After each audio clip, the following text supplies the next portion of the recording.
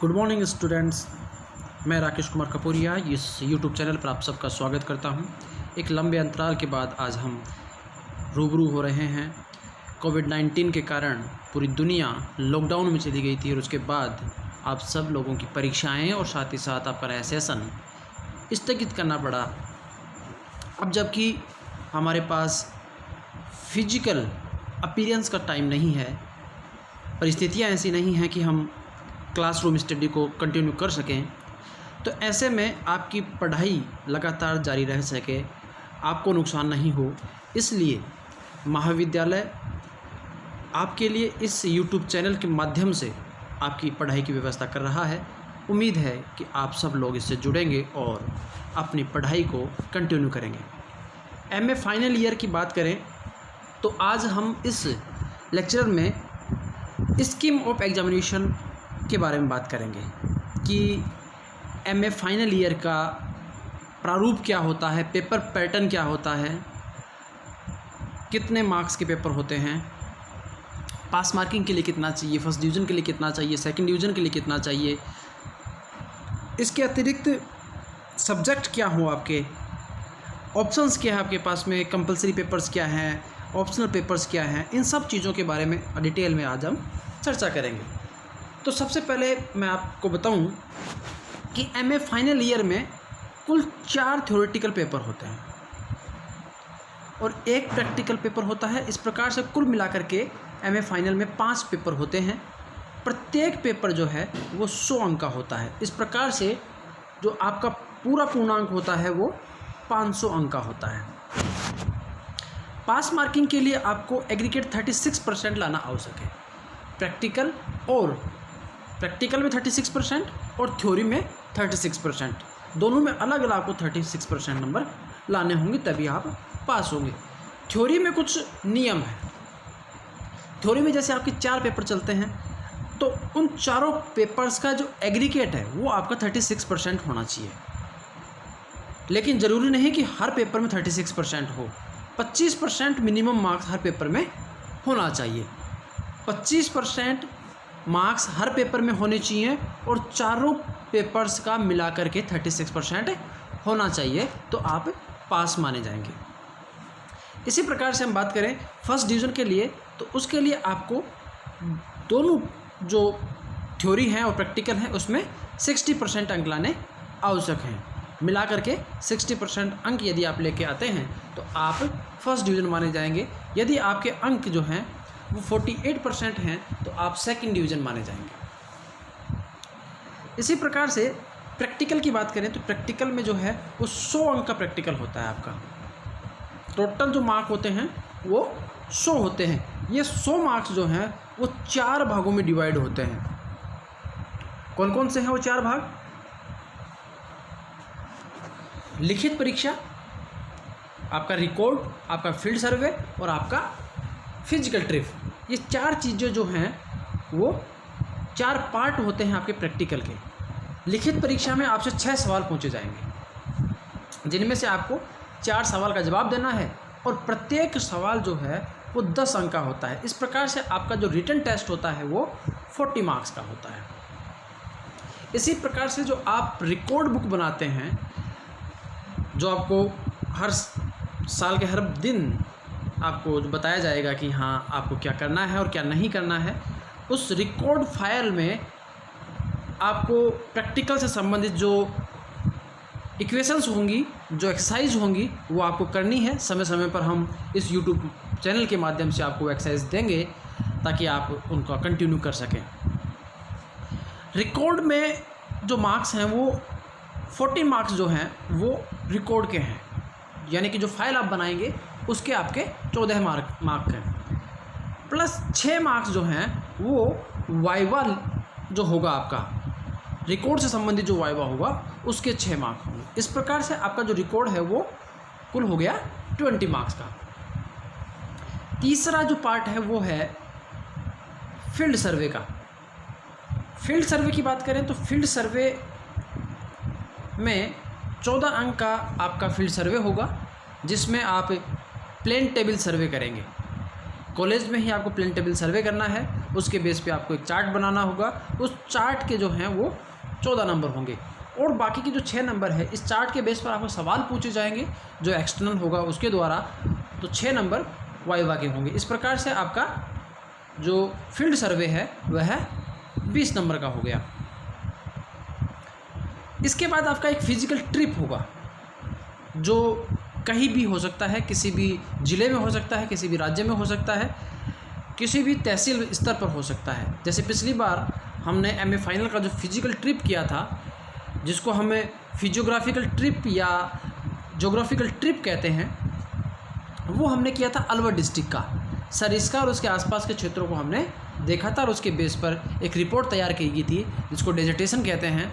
उस डेजर्टेशन के नंबर होते हैं 14 नंबर, प्लस उस डेजर्टेशन के आधार पर आपसे सवाल जो पूछे जाएंगे, वाइवा जो होगा वो उसके होंगे 6 नंबर। तो कुल नंबर ला करके आपके फिजिकल ट्रिप के जो नंबर हैं वो होंगे 20। तो टोटल कितने नंबर हो गए? 40 नंबर आपके रिटन के, 20 नंबर आपके रिकॉर्ड के, 20 नंबर आपके फील्ड सर्वे के और 20 नंबर आपके फिजिकल ट्रिप के। टोटल होता है 100। आगे हम बात करते हैं कि थ्योरेटिकल जो पेपर है उस पेपर का प्रारूप किस प्रकार का होगा, क्या क्या पेपर होंगे, कौन कौन से पेपर होंगे, कंपलसरी कौन से होंगे, ऑप्शनल कौन से होंगे, इनके बारे में चर्चा करते हैं। एमए फाइनल ईयर में आपको पता है कि 4 थ्योरेटिकल पेपर होते हैं। टोटल जो थ्योरेटिकल पेपर होते हैं वो 4 होते हैं। इन 4 पेपर में से एक पेपर जो है वो आपका अनिवार्य पेपर होता है, यानी कि कंपलसरी पेपर होता है जो सभी स्टूडेंट्स का सेम होगा। लेकिन बाकी की जो 3 सब्जेक्ट हैं वो आपके ऑप्शनल हैं और इन ऑप्शनल पेपर में से आप के पास चॉइस होगी कि जो आपका मनपसंदीदा बुक है, जो मनपसंदीदा पेपर है वो आप चूज कर सकते हैं। शेखावटी यूनिवर्सिटी के अनुसार आपका जो कंपलसरी पेपर है वह है advance geography of India. Bharat का भूगोल आपका कंपलसरी पेपर है। इसके अलावा जो ऑप्शनल पेपर हैं उसमें कुछ कैटेगरीज बनी हुई है, 3 कैटेगरी मुख्य रूप से बनी हुई हैं। उन 3 कैटेगरीज में प्रत्येक कैटेगरीज में 6 से 7 पेपर होते हैं। उन 6 से 7 पेपर्स में से आपको प्रत्येक कैटेगरी में से एक पेपर चूज करना है। वो कैटेगरीज क्या हैं? तो कैटेगरी फर्स्ट में आपके पास ऑप्शंस हैं, 6 बुक हैं, 6 पेपर हैं। इसमें से जो आपको अच्छा लगता है, जिसमें आपकी रुचि है, जो आपके लिए भविष्य के लिए फ़ायदेमंद हो, उस पेपर का आप चयन करेंगे। पहला जो पेपर है वह है पॉपुलेशन ज्योग्राफी, जनसंख्या से संबंधित भूगोल जो है उसका पेपर है। दूसरा कृषि से संबंधित पेपर है, एग्रीकल्चर ज्योग्राफी है। तीसरा इंडस्ट्रियल ज्योग्राफी है। चौथा ट्रांसपोर्ट ज्योग्राफी है।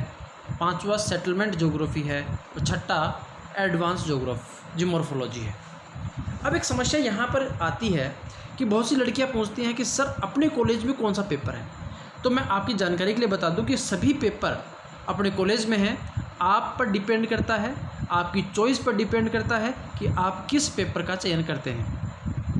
चयन का आधार क्या हो, सबसे महत्वपूर्ण चीज़ है चयन का आधार क्या हो। तो पहला आधार आपका होना चाहिए आपकी रुचि क्या है, किस पेपर में आपकी रुचि है।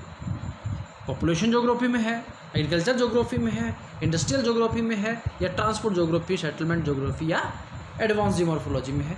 तो पहला काम है आपका, आपकी रुचि किस में है।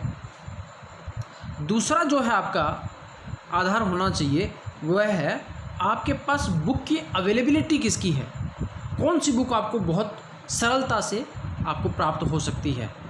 जैसे छोटे शहर में समस्या ये रहती है कि हमारे पास बुक्स अवेलेबल नहीं होती हैं। जो शॉपकीपर्स होते हैं उनके पास भी कुछ पर्टिकुलर बुक्स ही होती हैं।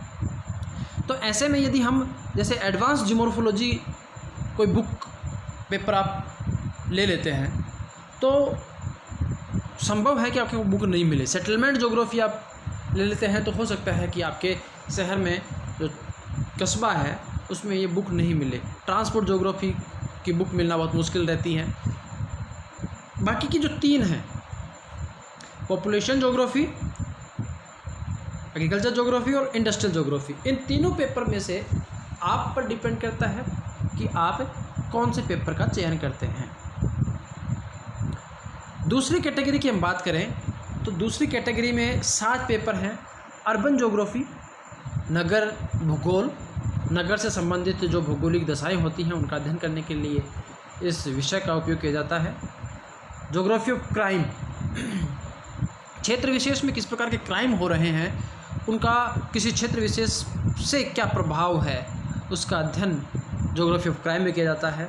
Climatology and oceanography, applied geography, medical geography, remote sensing and pedology, ये 7 सब्जेक्ट हैं। इसमें मैं जो सबसे बढ़िया जो पेपर हो सकते हैं अर्बन ज्योग्राफी और क्लाइमेटोलॉजी, ये 2 पेपर में से आप जो भी चूज़ करेंगे वो आपके लिए बेहतर होगा। तीसरी कैटेगरी की हम बात करें तो तीसरी कैटेगरी में 6 पेपर हैं। Political geography, culture geography, bio geography, regional planning and development, research methodology and geography of water resource and management. इस तीसरी कैटेगरी में मेरी तरफ से आपको सजेशन है कि आप पॉलिटिकल साइंस या पॉलिटिकल ज्योग्राफी और बायो ज्योग्राफी में से एक सब्जेक्ट का चयन करें तो आपके लिए फ़ायदेमंद हो सकता है। यह आप पर डिपेंड करता है कि आप मेरे बताए अनुसार जो चॉइसेस हैं वो आप फिल करते हैं, या आपका आइडिया कुछ और भी हो सकता है। आपके अनुसार कोई और आपको यदि अच्छी सब्जेक्ट लग रहा है, पेपर लग रहा है, तो आप उसका चयन कर सकते हैं। धन्यवाद आप सभी का। उम्मीद है कि आप स्वस्थ रहेंगे और आगे हम इसी प्रकार से नए लेक्चर्स के साथ उपलब्ध होंगे। धन्यवाद।